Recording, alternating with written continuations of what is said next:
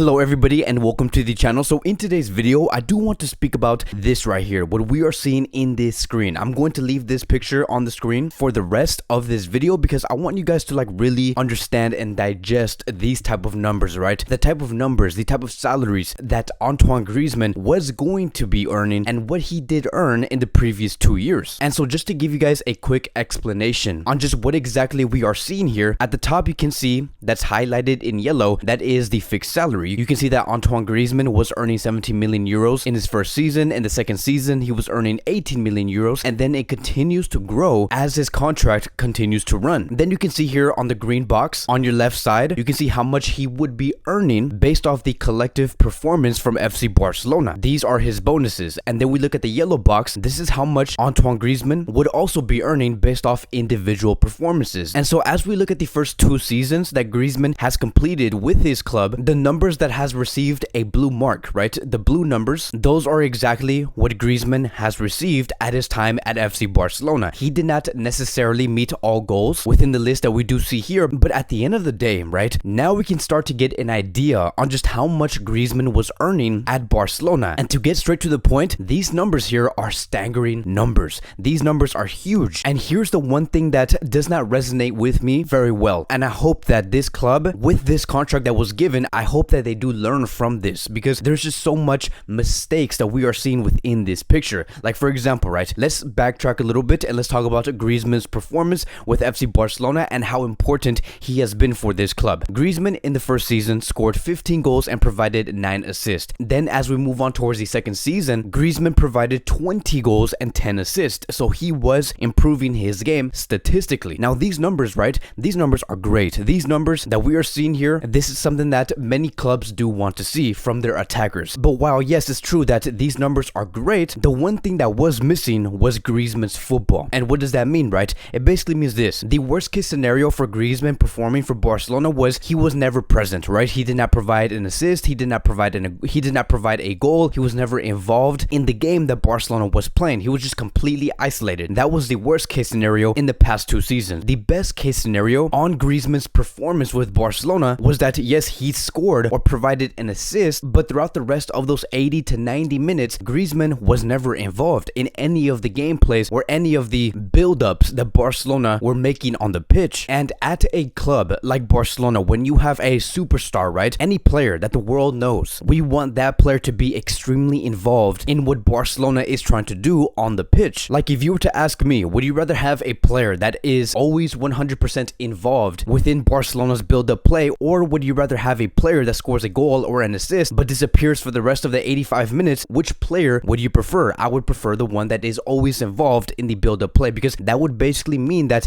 as a collective, that team is working, that team is progressing, that team gets the best out of every player. But again, for the case of Griezmann, he scores a goal or he provides an assist and then we never see him again. And sometimes we do need to see that player pop up again. Do I believe that the reason why Griezmann was in this way, was it because of the player himself? No, it is because of the previous board. It is their fault. It was their decision to bring a player like Griezmann to FC Barcelona. Now, the reason why I do want to speak on this is because understanding the performance of Griezmann and what he did at his time at Barcelona is very important to understand on why these numbers that we are seeing do not make any sense. Now, let's talk about the numbers, right? The numbers that we do see on this picture. The fact that Antoine Griezmann came to Barcelona with a fixed salary that was higher than most players and the most important players in Barcelona, like Luis Suarez, Gerard Piqué, Sergio Busquets, that is something that just does not make any sense. Because look, you need to know your case sportingly on why you do bring a player like Antoine Griezmann in order for you to say, okay, this is why we're going to pay him this amount. Why do I get a feeling that the previous board did not know this case? They did not know who Griezmann was. They did not know whether Griezmann was going to fit in Barcelona or not, but yet they still wanted to pay him a high salary, a salary that was unsustainable in a club like Barcelona, a salary that did not do justification. They simply just did not study this transfer well. I feel like the only reason why the previous board gave Griezmann a fixed salary of 17 and then 18 and then 19 and then 20 million euros, it is because he was just a World Cup winner. Like they just believe that, okay, he's world class, he can fit in Barcelona, we'll find a way. But that is just not the way to go. Now let's move on towards the loyalty bonus section, right? This is a bonus where the longer the player stays, eventually that player is going to hit a season where he is going to be paid a bonus for staying at that club for a specific amount of time. Now, I'm not against this type of bonus. I think that a bonus like this should be given, and they do exist around football, so it does make sense. But in this case of Antoine Griezmann, right, this is why I did speak on his performance with FC Barcelona, right? This is the reason why. There has to be some sort of formula when it comes to the loyalty bonus, because you have to be able to manipulate these type of numbers based off the importance that player gives to their club. Because looking at what Griezmann has been doing with this club, if he were to continue into this current season, if Joan Laporta never sold this player, you're telling me that he was going to be earning 7 million euros more based off loyalty bonuses after seeing what Griezmann has been doing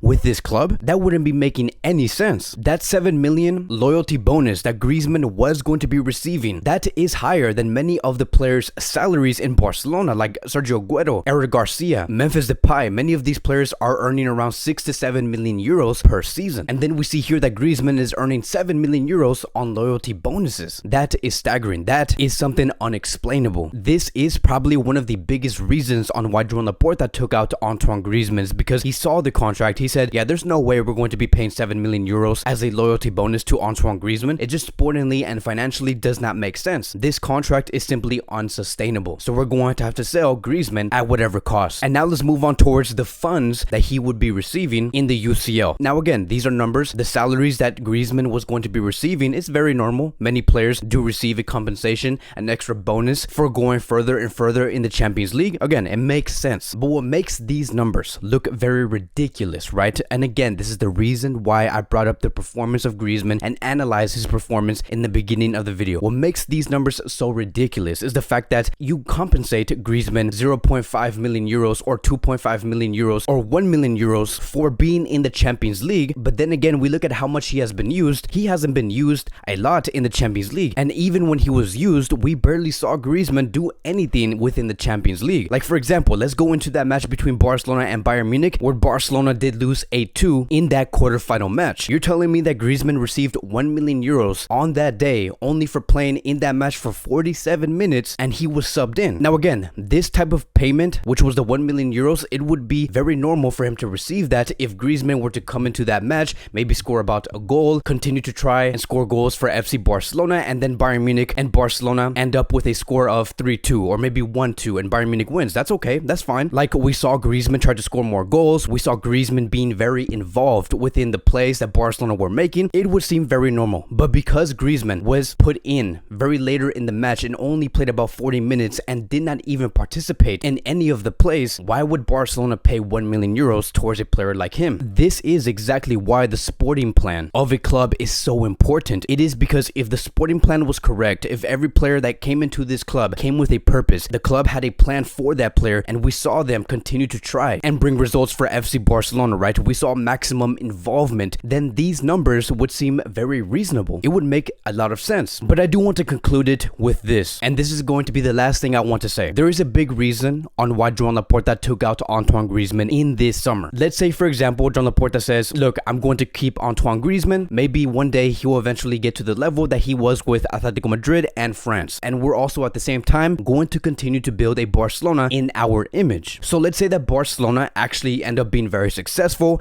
They win the treble. Griezmann gets paid a certain amount for that treble, and he continues in that season and gets paid the loyalty bonus. Griezmann on that season would be receiving 11 million euros. And again, Griezmann would be receiving 11 million euros, but that would be very unsustainable for this club. Like, yes, we have won the treble. Barcelona wins the first treble since 2015. The whole world will be saying that Barcelona's back, that they are going to be the best club in the world for many years. But in the long term, we look at the numbers and we see the number that was going to be paid towards Antoine Griezmann, which was 11 million euros. This was going to financially burn this club in the long term. If they were to continue with contracts like this is the reason why Joan Laporta said we have to take out Griezmann, because even if we were successful financially in the long term, we are going to be hurting. So we would win, but at what cost? It's very similar to what we saw with the MSN back in 2015. We won the treble, but at what cost? It cost us the hiring of President Bartomeu, and then the rest was history under his era. And I do believe that Joan Laporta caught this and he said, look, Bartomeu probably does not see this, but with this contract that Griezmann does have, this is just unsustainable. We're going to wipe this player out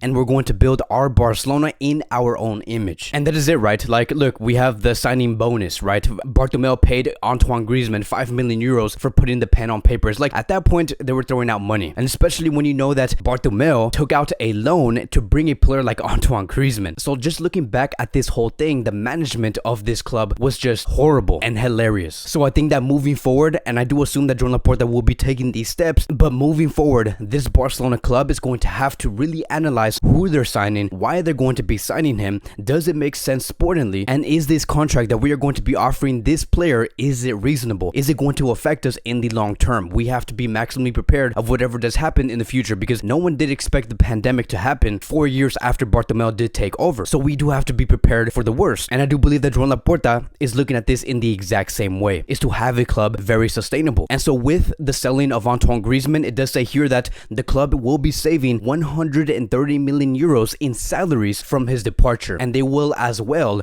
receive 45 to 50 million euros from Atletico Madrid in 2023. And we also do have here, according to Albert Rogue, that tomorrow, which will be on Monday, Joan Laporta is going to be speaking on Once TV3, and this will be considered his first interview after the departure of Antoine Griezmann and the arrival of Luke de Jong. So it should be very interesting. I do assume that Joan Laporta is going to be talking about why he sold Antoine Griezmann, why was it unsustainable. We are going to be receiving better clarifications on those topics, and so again, it should be very interesting. I am going to be speaking on that once that interview does drop. But that is going to be wrapping up today's Barcelona Daily News. Thank you guys so much for watching. If you guys are new here, welcome to the channel. Please like, subscribe, comment, and I will see you guys in the next video.